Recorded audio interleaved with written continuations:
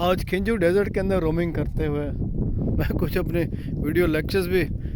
चलता चलता रिकॉर्ड कर रहा हूँ। और चूँकि बेसिक जो है बात वो तो पाकिस्तान की, स्टेट ऑफ पाकिस्तान की पॉलिटिकल स्ट्रक्चर, सोशल स्ट्रक्चर्स और इसी के ऊपर कंसंट्रेशन है मेरा, जो भी बात मैं करता हूँ अपने एक महदूद इल्म के तहत। तो रास्ते जाते रास्ते में ये डेजर्ट के अंदर ऊँट नज़र आ गए। अब पाकिस्तान का अच्छा खासा area starting from Bahawalpur it's whole division, and from Bahawalpur to this district Ghotki Khenju, then district Sanghar, district Tharparkar, part of district Khairpur as well. एक बहुत बड़ा डेजर्ट एरिया है हमारे पास। अच्छा, पूरे डेजर्ट एरिया में बहुत ज़्यादा ऊँट की अफजाइश है, बहुत ज़्यादा ऊँट की अफजाइश है, हद से ज़्यादा। और ऊँट की एक्सपोर्ट होती थी पाकिस्तान से मिडल ईस्ट के अंदर। अब अच्छी खासी एक बड़ी एक्सपोर्ट थी, उसको जो मुझे अभी तक याद है, उसकी नून लीग की गवर्नमेंट थी जिसमें इसको बैन कर दिया गया। तो देखिए कितनी इग्नोरेंस है कि जो एक इकोनॉमिक्स का अच्छा खासा सोर्स पाकिस्तान के लिए बन सकता है, उसको भी इस तरह से इग्नोर कर दिया गया है। अगर लोगों को फैसिलिटेट कर देंगे, ये जो आम लोग हैं इनको डायरेक्ट इस तरह की फैसिलिटी हो कि आपके जो पोर्ट्स हैं, and particularly that's port Qasim Badin में आप एक पोर्ट बना सकते हैं, जैसे एनिमल एक्सपोर्ट के लिए एक पोर्ट हो, वहाँ पे लोगों को डायरेक्ट एक्सेस हो। उनको आप कागज़ों में और ये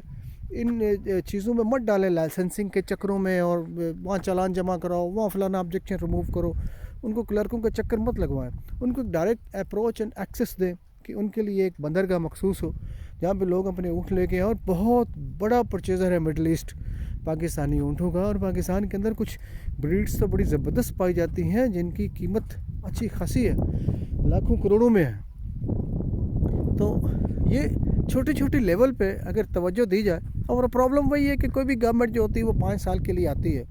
अब वो अरबों रुपए लगा के जो है वो लेजिस्लेटिव हाउसेस में लोग इलेक्ट होके आते हैं, तो फिर वो अपना ही वो बनाने करने कमाने में लगे रहते हैं, बाकी चीज़ों के ऊपर वो कंसंट्रेट कर नहीं पाते हैं। वरना किसी अनपढ़ इंसान को भी आप बिठा दें तो वो 10-15 साल बैठा रहे तो उसको पता चल जाएगा कि करना क्या है मुझे, क्योंकि तालीम कोई ज़रूरी नहीं है। और यही पॉलिटिक्स का जो है वो बेसिक थीम भी है कि उसमें पढ़ा लिखा होना ज़रूरी नहीं है, उसमें यह है कि बस इंसान होना चाहिए। तो ये जो हमारे लाइव स्टॉक है, लाखों की तादाद में हमारे यहाँ अफजाइश है ऊँटों की, और अच्छी अच्छी ब्रीड के ऊँट हमारे यहाँ मौजूद हैं जो कि स्पोर्ट्स पर्पसेस के लिए और गोश्त के लिए, मीट के लिए भी मिडल ईस्ट में, जिनकी बहुत बड़ी एक मार्केट है। लेकिन इग्नोर्ड है ये पूरा का पूरा लाइव स्टॉक सेक्टर जो है हमारा, वो इग्नोर्ड है। अगर इसको रेगुलेट कर दिया जाए तो ये सहराओं के रहने वाले लोग,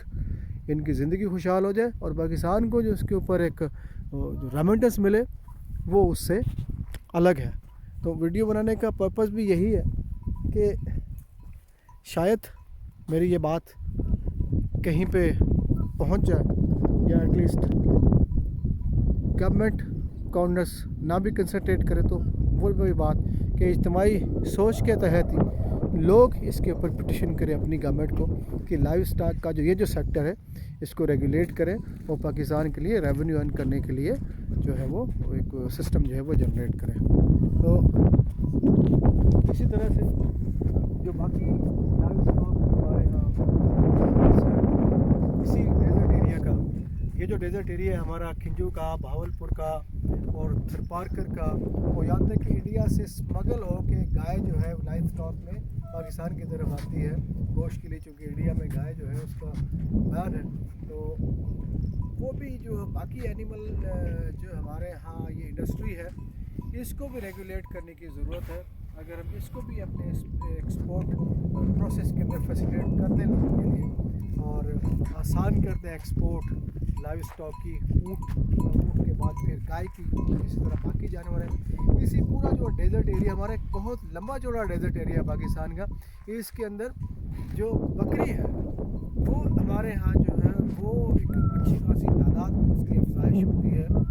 लेकिन उनके लिए भी सवाए इसके कि लोकल मार्केट के कोई इंटरनेशनल मार्केट के रास्ते नहीं खुले हुए, जबकि वहीं से मिडल ईस्ट और बाकी कंट्रीज़ के अंदर ये पाकिस्तानी लाइव स्टॉक के लिए बहुत बड़ा वैक्यूम है, उसकी बहुत बड़ी डिमांड है। जैसे कि मैंने बताया कि पहले यहाँ से ऊँट एक्सपोर्ट होता था मिडिल ईस्ट कंट्रीज़ के लिए, लेकिन अब वो भी इस वक्त बैन है, उसकी लाइसेंसिंग है, बड़ा प्रोसेस है, ट्रेड एंड से उसकी चीज़ें करें। तो इसी तरह से अगर पोर्ट कासिम के ऊपर एक लाइव स्टॉक एक्सपोर्ट का कोई बर्थ बना दिया जाए तो हमारी जो लाइव स्टॉक है, बहुत बड़ा खिता पाकिस्तान का जो हमारा डेजर्ट एरिया है उसके अंदर ये जो लाइव स्टॉक यहाँ पे अफजाइश पा रही है, इसको एक्सपोर्ट करके न सिर्फ ये कि पाकिस्तान एज अ स्टेट अच्छा खासा जो है वो रेमिटेंस कमा सकता है, बल्कि जो मकामी लोग हैं उनकी ज़िंदगी बड़ी खुशहाल हो सकती है। और उनकी ज़िंदगी खुशहाल होगी तो डेफिनेटली जो डेजर्ट एरिया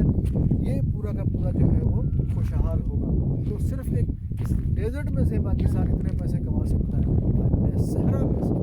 जो जिसको बंजर कहा जाता है, सहराओं की कंपनी होती है, सिर्फ उसमें से लाइव स्टॉक की एक्सपोर्ट से पाकिस्तान इतने पैसे कमा सकता है कि अपनी इकोनॉमी को एक अच्छा खासा बूस्ट दे सकता है। इसके साथ साथ मैं आगे एक और बात भी बताना चाहूँगा, और वो ये है कि यहाँ जो हमारा रैनी कैनाल प्रोजेक्ट है जो गुद्दू बैराज से निकलता है और यहाँ रास्ते में ही पूरा हो जाता है, जो पाकिस्तान का फ्लड वाटर है, अगर उसको हम गुद्दू बैराज से रेगुलेट करके वो पानी पूरा का पूरा इस डेजर्ट के अंदर से गुजार के हम उसको मिट्टी लास्ट डेजर्ट डिस्ट्रिक्ट जो है पाकिस्तान का वहाँ तक ले जा सकते हैं। और उससे जिस तरह मैं बता रहा था कि सिर्फ जो डेजर्ट एरिया हमारा उसका लाइव स्टॉक एक बहुत बड़ी इंडस्ट्री है, लेकिन निगलेक्ट है, इग्नोर्ड है स्टेट की तरफ से, उसके ऊपर कोई तवज्जो नहीं है। मैं इसी तरह से फिर फर्दर बता रहा था कि पाकिस्तान का जो फ्लड वाटर है, पाकिस्तान के फ्लड वाटर को आप दो जगह से रेगुलेट कर सकते हैं, पहली तो पंजनत या उससे पहले रिवर इंडस में से, और सेकेंडली गुड्डू बैराज से ऑलरेडी ये मैंने साथ यहाँ से दिखा ना, गुड्डू बैराज से ऑलरेडी जो रैनी कैनाल इनिशिएट होता है, लेकिन वो थोड़े से एरिया के अंदर आके 50-60 किलोमीटर्स के अंदर जो है वो ख़त्म हो जाता है यहाँ पे। तो पाकिस्तान का जो फ्लड वाटर है, जो पाकिस्तान का फ्लड वाटर है, उसको अगर हम इस रैनी कैनाल को इनलार्ज करके और वो फ्लड वाटर, सिर्फ फ्लड वाटर हम इसको वहाँ से गुद्दू से खिंजू का जो डेजर्ट है डिस्ट्रिक्ट घोटकी का, उस डेजर्ट में से गुजार के खैरपुर का जो डेजर्ट है, उस खैरपुर के डेजर्ट में से गुजारते हुए थरपारकर के डेजर्ट तक अगर हम ले जाएं, तो ये जो सिर्फ और सिर्फ फ्लड वाटर है, इस फ्लड वाटर से इस पूरे एरिया की अच्छी खासी आबादी जो है उसको इरिगेट किया जा सकता है। यहाँ पे एग्रीकल्चर सेक्टर जो है उसको बढ़ाया जा सकता है, और बड़े पैमाने पे एग्रीकल्चर सेक्टर को ना भी बढ़ाए, हालांकि बढ़ सकता है, तो एटलीस्ट जो लाइव स्टॉक जो इंडस्ट्री है यहाँ की, जो ये खुश्क साली के बावजूद सिर्फ मानसून के बारिश के ऊपर पल रही है, अफजाइश पा रही है, उसके लिए पानी का भी बंदोबस्त हो जाए तो सिर्फ इस एरिया में से हम इतना लाइव स्टॉक जो है वो पैदा कर सकते हैं कि पूरे पाकिस्तान की वो ज़रूरत पूरी कर सकता है। तो ये तो मैं जस्ट सिर्फ लाइव स्टॉक की बात कर रहा हूँ और पाकिस्तान के बंजर एरिया की बात कर रहा हूँ, जो सहरा है हमारा, जो डेजर्ट है हमारा, डेजर्ट जो है हमें इतना पैसा दे सकता है, जो कि ऑलरेडी दे भी रहा है। हमारी बहुत बड़ी जो है गैस की जो प्रोडक्शन है वो डिस्ट्रिक्ट घोटकी, डिस्ट्रिक्ट खैरपुर जो है वहाँ से हो रही है। इसी तरह से कोयले की हमारी बहुत बड़ी जो प्रोडक्शन है वो डिस्ट्रिक्ट जो थरपारकर है वहाँ से हो रही है। लेकिन यही सहरा, कुदरत का निज़ाम देखें कि यही सहरा और बहुत ज़्यादा इकनॉमिकल साबित हो सकता है हमारे लिए। तो सेकंड एक फेस मैंने सोचा हुआ है कि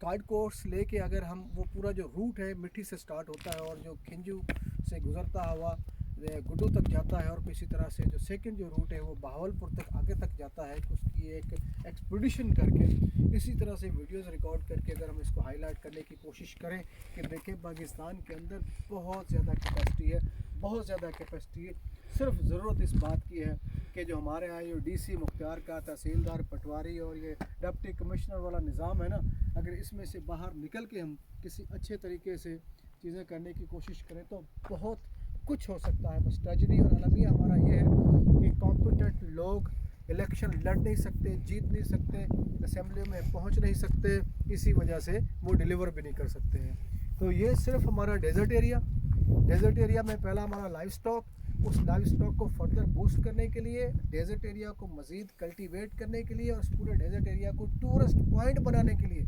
सफारी पार्क्स बनाने के लिए आपके पास अच्छा खासा पानी का ज़ख़ीरा है जो बर्बाद हो जाता है। फ्लड वाटर हमारा मानसून रेन वाटर जो है दरिया सिंध में जब इकट्ठा होता है उसको हम चैनलाइज करके